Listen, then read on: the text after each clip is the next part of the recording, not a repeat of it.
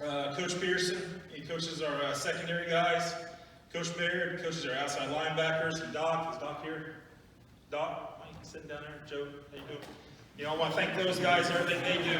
You know, Coach Pearson, Coach Baird, you know, they come over every Sunday and we work on stuff, drawing up cards, and, you know, the game plan for the following, you know, upcoming week, and we kind of iron out things. We're all on the same page. You know, hit the ground running on Monday. We all know what's going on. I talked to Doc. You know, he's always at the brickyard working or whatever, you know, Jody's got to be doing on Sundays, but we always talk Sunday after our meetings and stuff, get a feel of what's going on, you know, and, you know, to have Doc alone on the sideline, you know, Hall of Fame high school football coach, state of Indiana, helping you out, and when he comes over your side, he goes, just a thought, you know, I got to listen, you know what I mean? So, it's, you know, I want to thank Doc for everything he does, the relationship we have. Coach Gadbury, Coach Crouch, Coach McCloskey, running the scout team, which, you know, that's a tough deal, too. You know, we got cards, everything after Sunday's meetings is all scripted out for the entire week, what plays going to be ran, which side on the field is going to be on, and what we want. So, those guys doing that stuff, and having to read Luke Pearson, you know, Coach Pearson's drawings, too.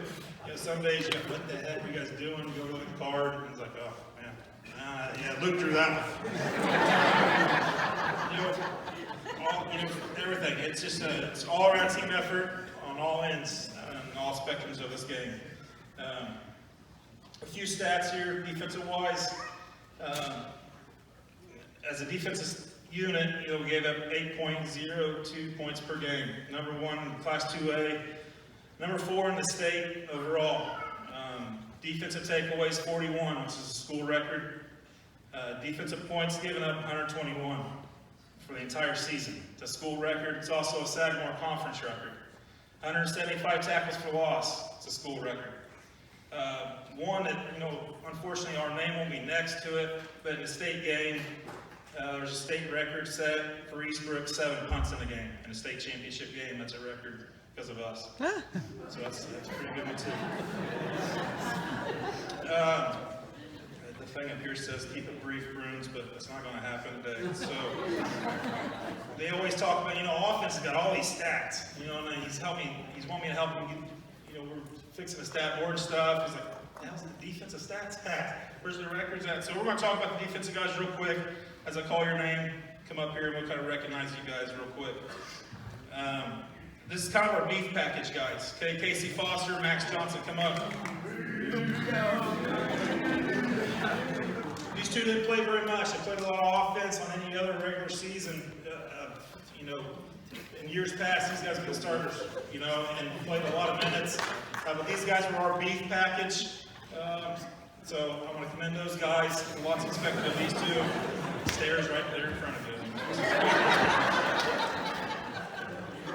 They play offense mainly, so. Next up, you know, we kind of rotated mainly, you know, 14 guys, mainly just 13, which is, you know, we didn't really deal with much injuries either. You know, with the way we set up everything, going 2 platoon, the guys buying in and doing that stuff, you know, is what was so successful about this season. But, you know, Luke Grenoble, one up Luke. Luke's mainly an offensive guy, but in all honesty, he's probably one of the best linebackers. And I didn't have to play him very much.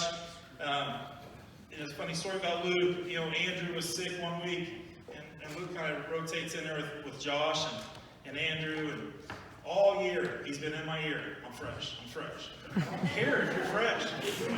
You know, you guys are scoring so fast. I don't care. You know, so are these guys. And so, and all year he's chirping. And Andrew happened to be sick. They're in the playoffs sometime. So Luke had to go and practice all day long on defense, which normally he doesn't have to do that. And then he comes over at the end of the day and goes, I'm so glad we go 2 platoon, because I can't do this. And I was like, there's a reason why. So, but, you know, Luke did a great job when he did come in and play his role. Logan Benson. Logan started up for me as a sophomore in the secondary. And then mainly an offensive threat.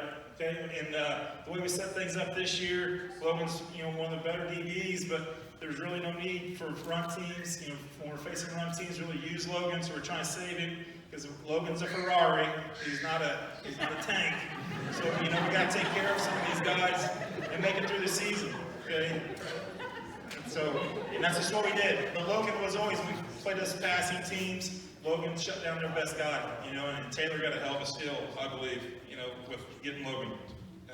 Michael Rice. Michael's a kid, I can't say enough about Michael. Michael started for me as a sophomore also, at nose guard. And then, they needed more offensive line-wise this year, and to make it fresh, to get everybody to buy in, it took him a little while to buy it in, because we kind of took something important away from him. Starting on defense and stuff like that, but he accepted his role, and he played just tremendous, there toward the second half of the season. But there's, I just want to commend you so much on what you did, Michael. He's just outstanding nose, did a great job there. Caleb Freeman. Caleb and Michael are one, they kind of split that spot right there. Caleb, some of these guys were too athletic to let guys not be playing. Okay, and so it's like, that's what these guys all recognize and stuff like that. And, Caleb did an outstanding job there and giving us great production at the nose spot to keep everybody fresh. Peyton Young. Peyton played safety, obviously, as everybody knows. Started for me also as a sophomore, playing safety. Sorry. But, Peyton, what'd you have? Peyton led us in interceptions this year. 5 interceptions. We got almost all the way through the regular season. The kid had hardly any tackles. How is this possible? And he's up here, he starts and all this stuff, and then he finally got his first big hit of his career, right? He got 3 of them, so it's something we got a lot of stuff going on in our production sheet, and these guys really get after that and really pride themselves in that, but I'm going to miss Peyton a lot. Peyton was our coach, per se. I mean, there toward the end of the year, come up with scheme-wise, getting everybody lined up where you want them at, and secondary-wise, and finally I just got to the point, I'm tired of trying to figure it out. Peyton, you just put everybody where you want to put them at. You guys figure it out. And I'm going to miss that next year. Him lining Connor up where he needs to be. Luke Marsh. Luke Marsh is a sophomore. The only sophomore who played on defense. And that's his first time, and ever. I've usually always had 4 or 5 sophomores playing on defense. And Luke was originally an inside linebacker, right? Yeah, inside linebacker. And it was right before we went into 2-a-days, talking with Coach Comer walking off the field, and he's like, what are you going to do with Luke? And I was like, who's he going to beat out? I don't know. And so, go to work, until 2 days, sitting on the mower, I'm like, where am I going to put him at? Got to find a spot. Coach Comer's right. So we come back and everything, and I was like, Luke, go in the corner. Go in the corner, and, Lee and I talked to his dad a little bit about that, seeing how he's feeling, how Luke said he's really said anything about it or anything, and then I talked to Luke. I think maybe the Fountain Central week or whatever, I don't even remember. It's been so long ago, but I remember, and I said, how do you think? What do you think? He goes, it's okay. And I'm like, well, it better be okay, because you're starting this year. And he's like, but that was their mentality, the thought process of the coaching staff to keep Logan fresh, and then to get him, somebody that deserved to be on the field playing somewhere, and he did an outstanding job. And scheme-wise, to have a person like that, be able to play corner, also a linebacker type kid, that's what made us really successful. So, good job, Luke. Cortez Stoudemire. Cortez played corner for us. Cortez had 4 interceptions. Cortez was also a great shutdown corner. Did an outstanding job. If it was Logan wasn't in, Cortez covered the main guy, vice versa. And just how much, at the beginning of the year, Cortez, I felt like maybe wasn't playing as good as what he did last year. And then as the season ended, everything kept going on, kept getting better and better. And he became a great man-to-man shutdown corner. And Cortez did a great job. Connor Hull. But the reason why, Coach Pelly calls him our wild card, and he really is our wild card on defense. He has to know, this kid has to know more than anybody. He's so important to the scheme and what people are doing, where we got to move him to. He's got to be in so many places to shut down so many things that sometimes it's impossible to make it easy for him. So he's got to know. So there's times, he would line up right and look pretty foolish out there running around. And that's where I'm going to miss PY at. But, Connor will be a senior next year, and to be able to understand that a little bit better, he did an outstanding job. Andrew McAtee. Andrew, coming in was mainly, I like Andrew. Andrew moved really good. Good size, put him at outside linebacker. I got talking to him some, and he's like, where I was at before, I covered people. I didn't really stop the run. I didn't have to play the run. I really don't care what you did. You're going to have to stop the run here and cover people. And Andrew did a great job of understanding everything, okay, and accepting his role and playing, really good. He did an outstanding job this year for us. Josh Benson. Josh, you go back and watch some of the films, Josh, he's so fast. Okay, and he just doesn't. He plays outside linebacker for us also. So you got Andrew on one side, Josh on the other. And these two are really, really important. Just like I was talking about with Marsh, of how our schemes and everything fit together. What those two could do, what made us able to do, coverage. We don't have to really change our personnel package. We don't have to do anything of that stuff. They can cover people. They can rush people. They can stop the run. Those two were just outstanding on the edge. So many times on Friday night, I would really lay into Josh thinking he did something wrong. And he would kind of talk back just a little bit and say, no, it wasn't. But I would take, Josh, I'd praise Josh. I'd tell my son Cannon, you got to be like Josh Benson. If I rip you, take it and just say, yes, sir. And that's what he would do. Saturday morning, we'd go in and, by God, Josh was right. And I would apologize to Josh. Man, I can never get you. But Josh did an outstanding job. Brett Weddington played inside linebacker for us. Brett did an outstanding job. At the start of the summer, I wasn't real sure. Last year, when he played mainly scout team and stuff, he tore stuff up at practice. But he really didn't have, he was just playing football. He didn't really have to think, and then all of a sudden this year he's got to think, he's got to know where he's got to line up. All this stuff going on all summer long. I kept telling those guys he's awful. He's awful. You guys can have him on offense. He was making me so mad during the summer. And then we get into the season, played the Sheridan game, like, heck on. Doing all right. And then making just a few mistakes here and there, and we tell him Saturday morning, I'm going to ride you. We're going to get this thing right. And Brett did an outstanding job playing inside linebacker for us. Pat Schallenberger. Pat, like the coach said earlier, he played wide receiver. He didn't even, this is your first year ever coming to defense practice, right? Ever. Okay, and he mainly, he always played offense. Comes over the defensive side. At the time, at the start of the season, he was playing outside linebacker. He's backing up Josh. He's backing up Andrew. And he's backing up Noodle. And it's, where in the world is this kid? He said, where's he going to play? And if they don't get in their heavy set, he wasn't playing very much on offense. I'll never forget seeing them at the Sheridan game.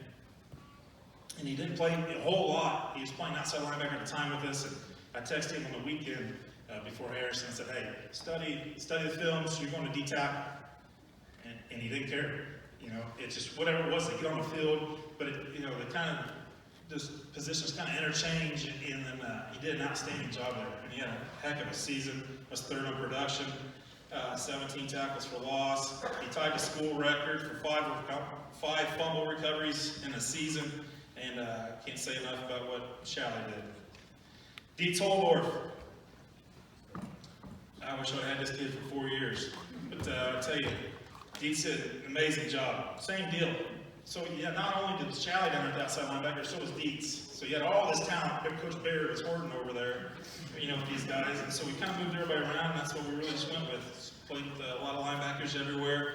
But Dietz, just an unbelievable season. You talk about those two playing off of each other. You got Shally on one side, Dietz on the other. Finally getting their, understanding their roles and what to play. Hands on. What is it? Hands on. Close down on arm. That's right, buddy. Those guys playing their roles. Okay, Dietz had 27 tackles for loss, 5 sacks. He had 4 fumble recoveries himself. A lot of pass deflections between all those guys up front, with the outside linebackers and the D tackles. Just on the way here, I found out that Indiana Prep's top 22 small school. Dietz made the defensive tackle. That's pretty impressive. IFCA 2A All-State team, defensive tackle. So for not playing since 8th grade and then learning his new role this year, that's awesome stuff, Dietz. Devin Weekly. This kid,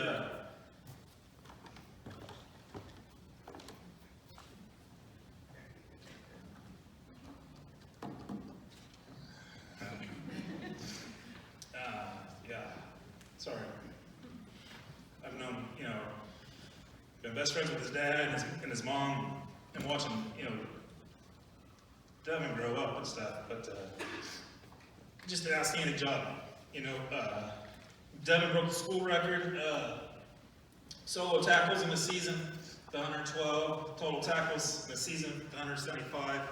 Also on the way over here, I also saw that he also was Indiana Prep's top 22 small school for inside linebacker. He's also IFCA top 50 player in the state inside linebacker. At what do you weigh? Or what are you on? 5? He says 5'6", but how are you even that? Yeah, you know, playing inside linebacker. You know, and it's just just a nose for the ball. He's always been that way. So I'm very, very proud of these guys. And I would have been happy with myself if I would have listened to those instructions and not talk about these guys for just a minute. We got some defensive awards. There's also, anybody wants to do this every year, and if I need to make more copies, we got a production sheet that we go off of. These guys really look forward to that every week. We post it up. But every single defensive stat needs a production point. So it kind of gives them incentive and stuff, and that's how we earn our stickers. And you wouldn't believe high school kids like stickers, but they do. They like stickers. But I think that's what kind of feeds our fuel, you know, for what we do. But defense awards, big hit award. So one of the stats we keep track of is big hits throughout the season and every game. And this year, the big hit award goes to Brett Weathington.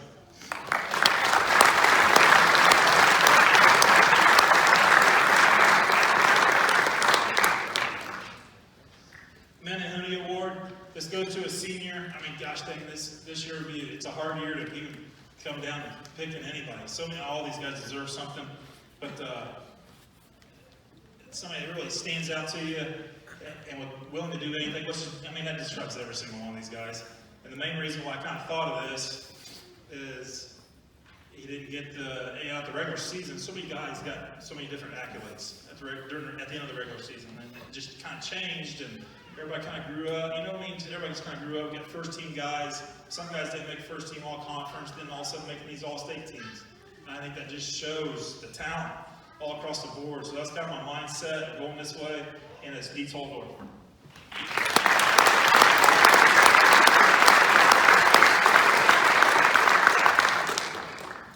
Last one, but not least, pretty obvious, production points leader.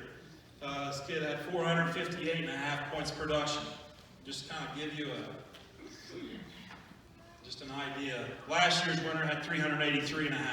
2016's winner had 259. So it's a lot of production points, and that's Devin Weekly.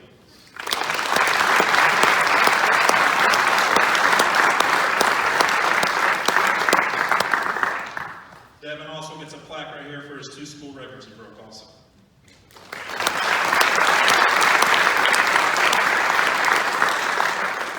That's it, guys. Okay. Next up, we got the Captain Awards. Okay, this award right here is voted on by the players.